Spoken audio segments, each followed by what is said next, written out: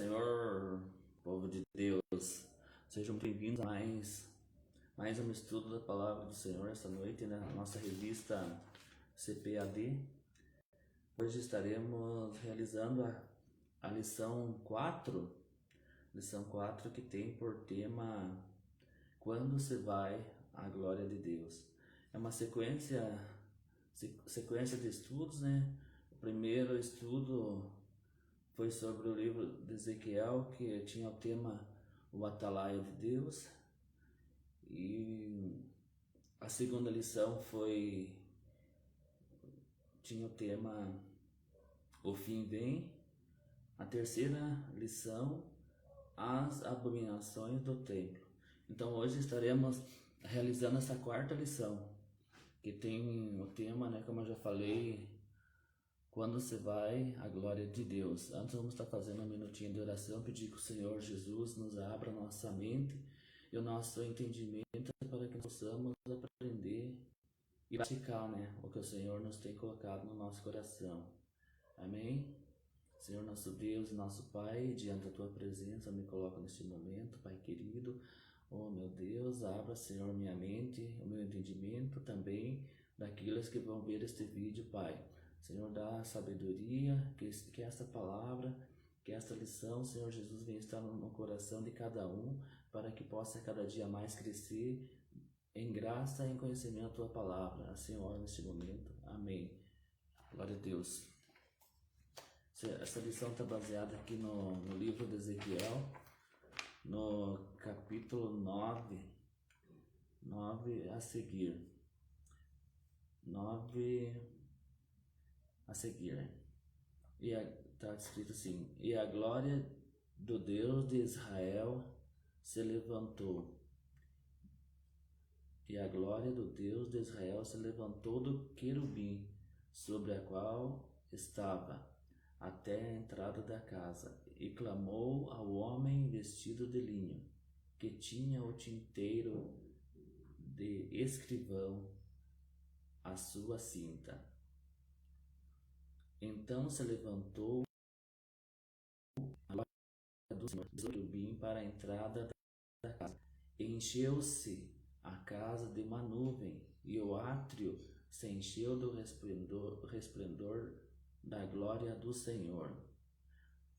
Então saiu a glória do Senhor da entrada da casa, e parou sobre os querubins. E os querubins alçaram as suas asas quando saíram, e as rodas acompanhavam e pararam à entrada da porta oriental da casa do Senhor, e a glória do Deus de Israel estava no alto sobre eles. Capítulo 11, versículo 22.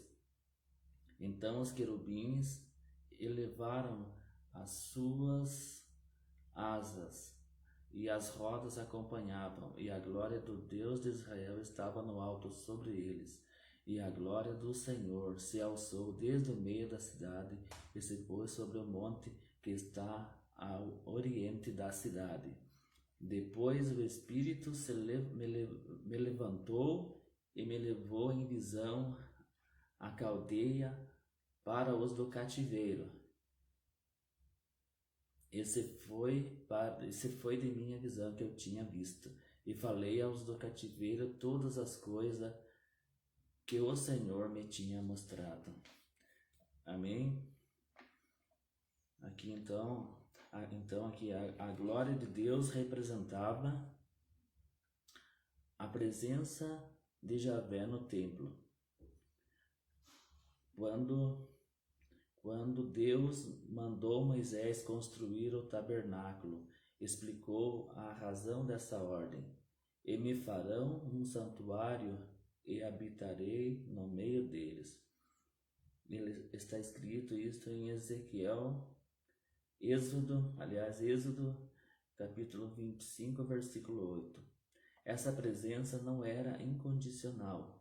O povo tinha compromissos de acordo com uma aliança feita no Sinai, mas esse pacto havia sido violado. O objetivo da presente lição é esclarecer sobre a retirada da glória do Deus do santuário de Jerusalém. Aleluia, glória a Deus. Sobre a glória de Deus, primeiro ponto. A glória de Deus baixou do céu à terra, primeiramente no tabernáculo, no dia de sua dedicação. Depois disso, essa cena se repetiu por ocasião da inauguração do Templo de Jerusalém pelo rei Salomão. O significado da glória. O contexto ajuda a esclarecer o sentido termo da palavra hebraica kavod, que literalmente significa peso, que nesse sentido literal só aparece 2 vezes no Antigo Testamento. 1 Samuel, capítulo 4, versículo 18, e 2 Samuel, capítulo 14, versículos 26. A Septuaginta, antiga versão grega do Antigo Testamento, emprega vários termos, entre eles doxa, glória, resplendor, poder, honra, reputação, e time, valor, honra. Mas nas visões de Ezequiel, glória indica o resplendor pela presença do Senhor. Essa é a descrição feita pelo próprio profeta. Está escrito em Ezequiel, capítulo 1, versículos 26 e capítulo 28 de Ezequiel, versículo 8.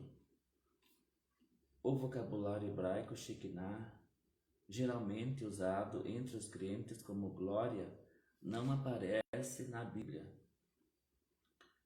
Porém, é frequente no judaísmo. A glória de Deus, ela se manifestou aos filhos de Israel quando Moisés dedicou o tabernáculo de Deus. Era a presença de Deus no meio do povo que acompanhou Israel nas jornadas no deserto, até o início do reinado de Salomão. Está escrito em Êxodo, capítulo 40, versículo 34 e 35.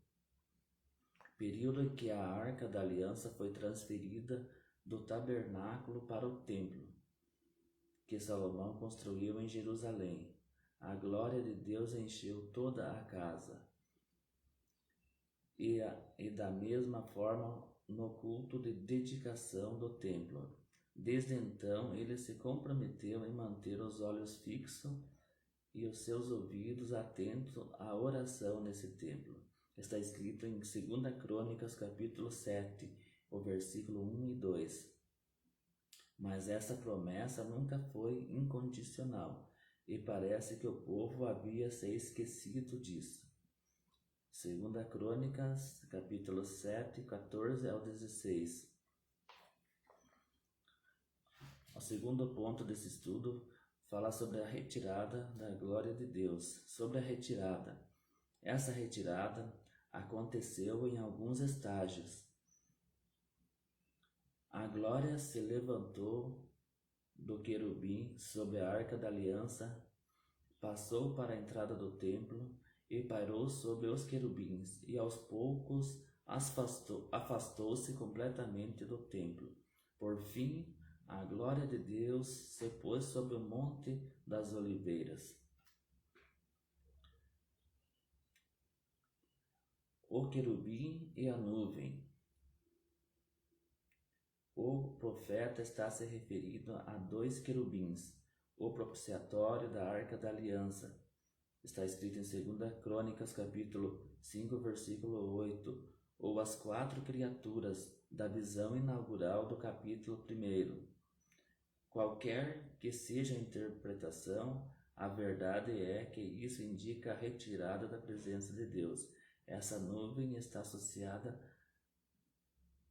à presença pessoal de Javé durante a peregrinação do deserto. Êxodo capítulo 13, versículo 21 está escrito: no tabernáculo. Êxodo capítulo 33, do 7 ao 10.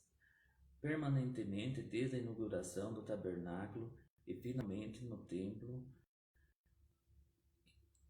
essa presença divina atingiu seu clímax, uma manifestação do Filho de Deus. E o Verbo se fez carne e habitou entre nós. Vimos a sua glória como a glória do unigênito do Pai, cheio de graça e de verdade. Primeira em João capítulo 1, versículo 14. João 1, 14. A retirada da presença de Deus, a glória de Javé pairou sobre os querubins e aos poucos afastou-se completamente do templo.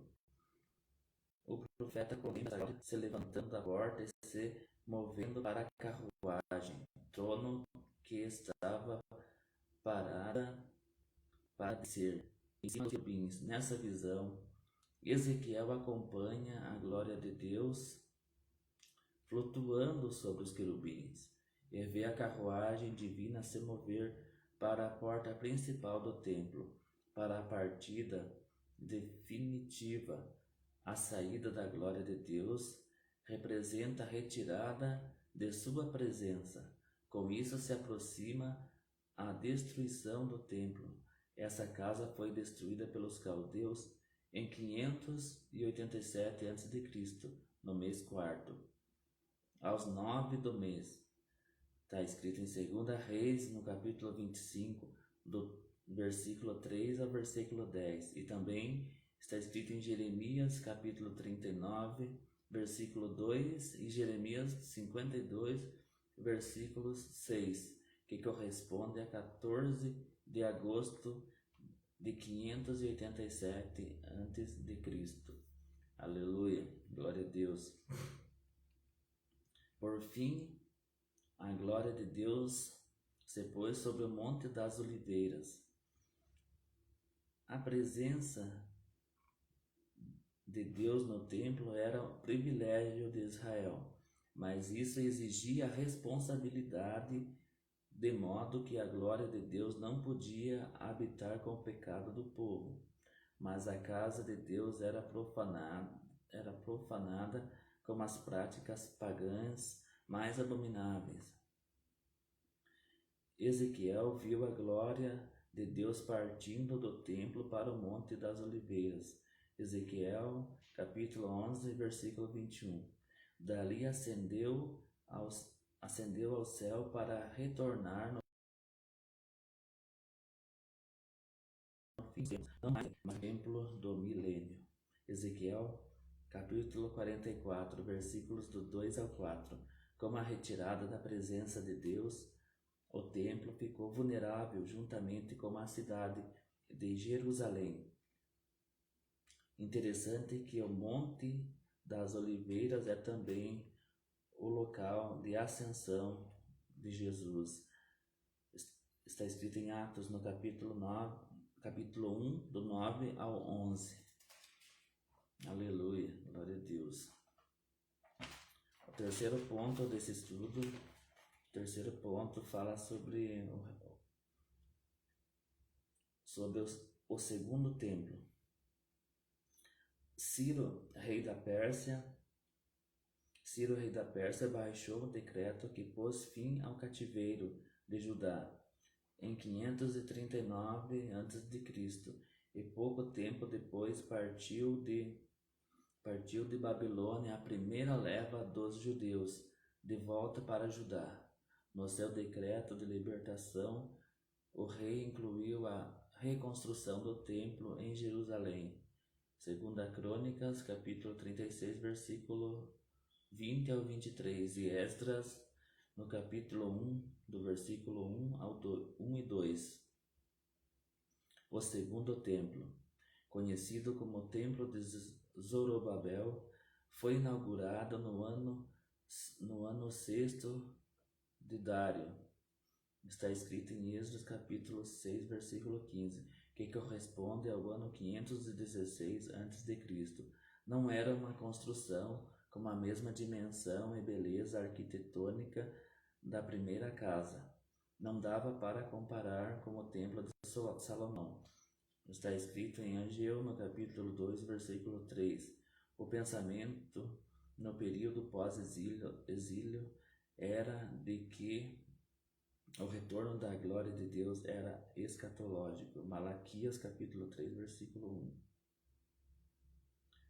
O templo de Herodes. O templo de Zorobabel foi reformado e ampliado por Herodes Magno. Ele conseguiu persuadir os judeus dizendo que o atual templo não estava à altura da antiga glória. Os trabalhos se iniciaram cerca do ano 15 a.C. e continuava em andamento nos dias do ministério terreno de Jesus, 46 anos depois. Conhecido como o Segundo Templo, era o cartão postal de Jerusalém. Está escrito em João capítulo 2, versículo 20. A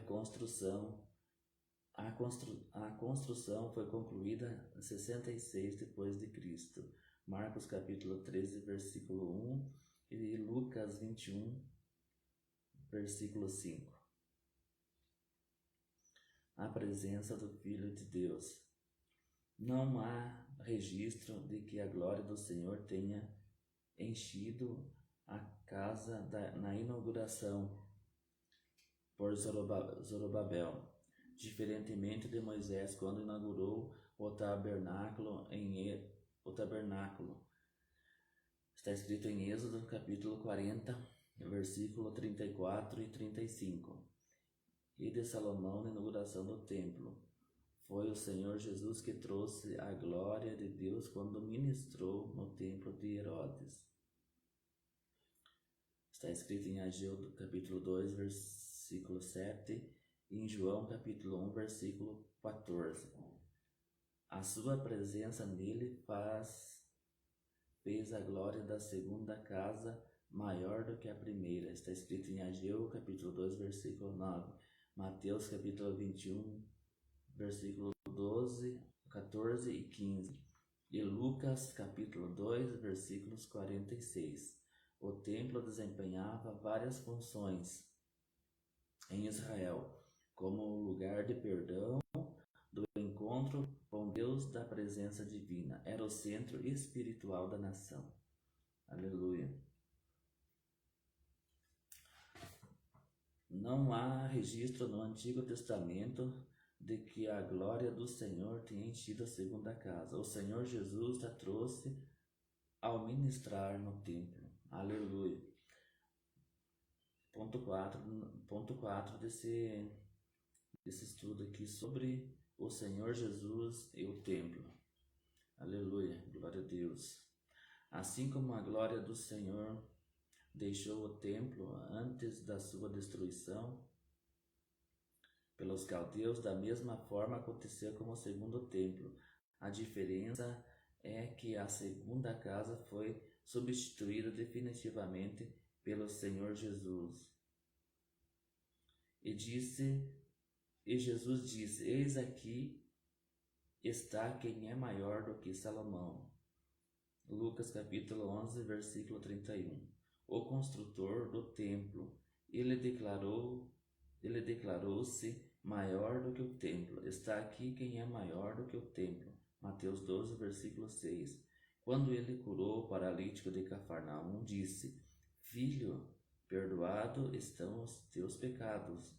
Marcos capítulo 2, versículo 5. Era uma mensagem velada dirigida pelos sacerdotes de que a função do templo estava para ser concluída em breve.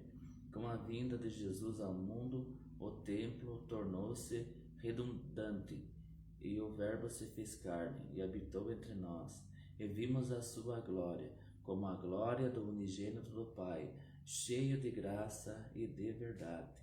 Está escrito em João capítulo 1, verso 14. O fim do templo. O que o Senhor Jesus vinha insinuando ou ensinando de maneira indireta na última semana do seu ministério terreno. Ele falou diretamente: não ficará pedra sobre pedra que não seja derribada. Mateus 24, versículos 2 e Marcos 13, versículo 2. Dias virão em que se não deixará pedra sobre pedra, que não seja derribada. Lucas capítulo 21, versículo 6. Jesus anunciou o fim do templo, como fizeram Ezequiel e os demais profetas. A glória de Deus se retirou do templo antes da sua destruição. A presença de Deus hoje. Quando Jesus, no alto da cruz, com grande voz, entregou o seu espírito, o véu do templo se rasgou em dois, de alto a baixo. Mateus 27, versículo 51.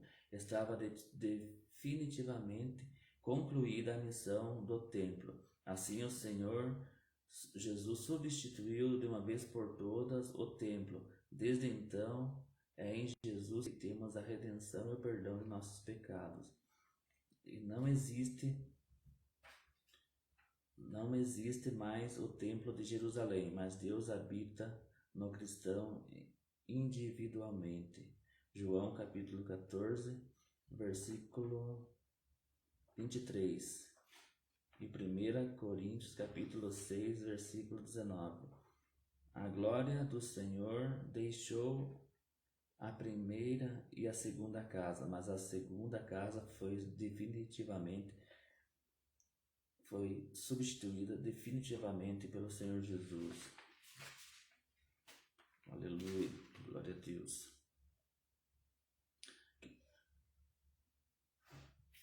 Qual o significado de glória na descrição na visão de Ezequiel? Nas visões de Ezequiel indica o resplendor pela presença do Senhor. O que representa a saída da glória de Deus? A saída da glória de Deus representa a retirada de sua presença. Terceiro, qual o pensamento do período pós-exílio sobre o retorno da glória de Deus? O pensamento no período pós-exílio era que o retorno da glória de Deus era escatológico. Malaquias capítulo 3, versículo 1. 4. Por que a glória da segunda casa foi maior do que a primeira?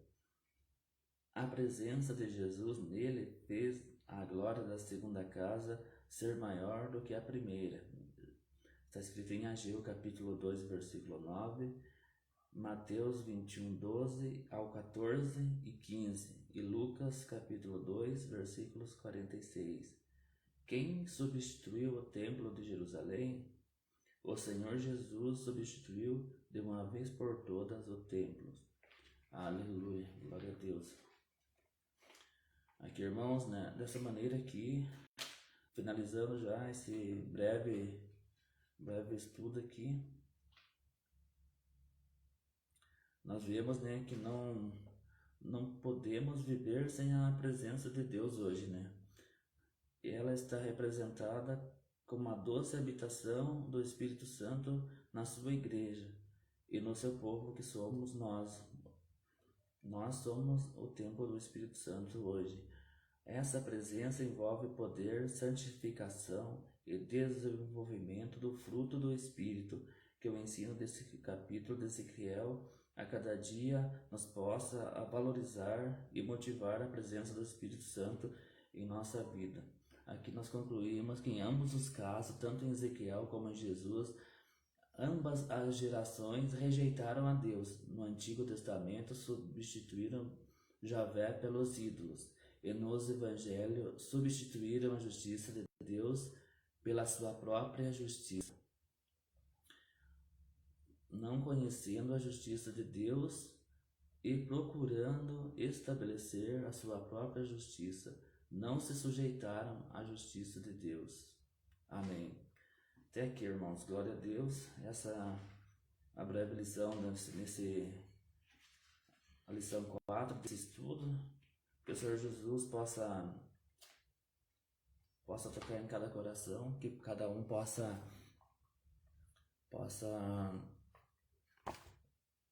tirar um proveito dessa breve lição de hoje, né? Que cada dia mais nós possamos crescer na graça e no conhecimento do nosso Senhor Jesus.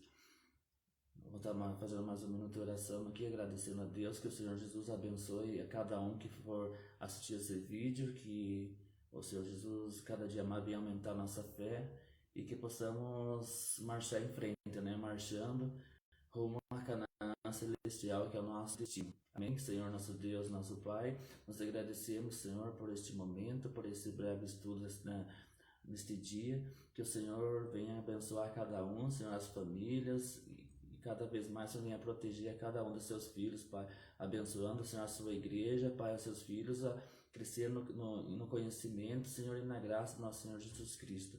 Essa é a oração que eu faço neste momento, em nome de Jesus. Amém. Glória a Deus.